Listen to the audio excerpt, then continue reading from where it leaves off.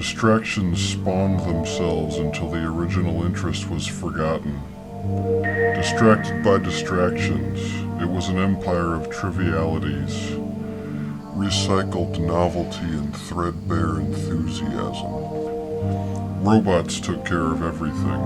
The harvesting of crops and the seeding of crops, and the designing of the seeds in automated clean rooms, and the killing of men and pigs alike.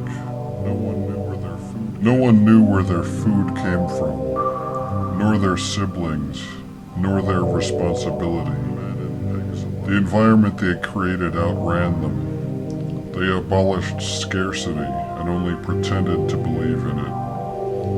They lost their self-preserving wariness.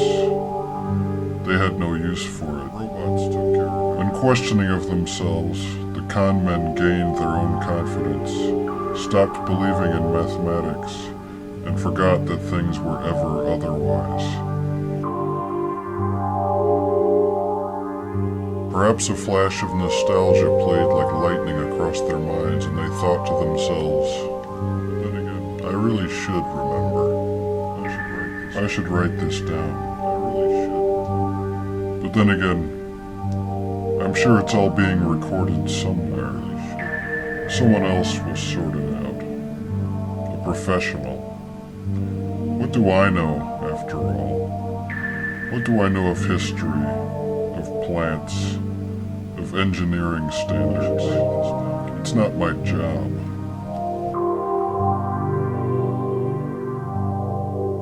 The governors, when they left their bomb-proof offices, went in entourages through empty cities. The citizens were herded behind fences prior to their arrival. Not a dead machine. The powerless railed against their so-called rulers, imagining that they were being kept down by these human-seeming gods. But the rulers themselves were powerless to rule, and having attained their positions, found that they merely stood at the helm of a ship that was steered by a robot. They were hemmed in by an arbitrary policy, an imperative policy, the source of which remained obscure while the necessity of feeding it was very clear through empty cities. We cannot know exactly what it was. It convinced them that their condition hewed to some natural law, like gravity.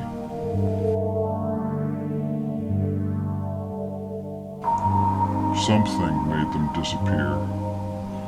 We call it the event, which sounds like an explosion, but it might have been an age, a slow burn. It destroyed them, but their civilization had so decayed that we may guess they welcomed it. Perhaps they were relieved.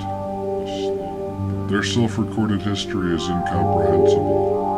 A monoglot gibberish they spewed at one another with increasing desperation, approaching panic as the darkness crept over them like gravity. Oblivious, they went on, jibber-jabbering like monkeys, believing they were serving progress. Their confusion was so exhaustive that their language became useless, a tool they continued using but which had acquired an alien purpose. The point of talking was not understanding, but only more talking.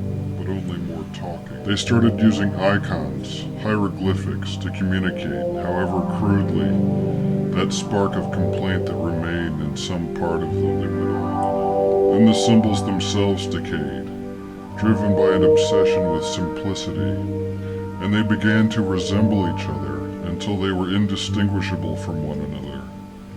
And then they became one.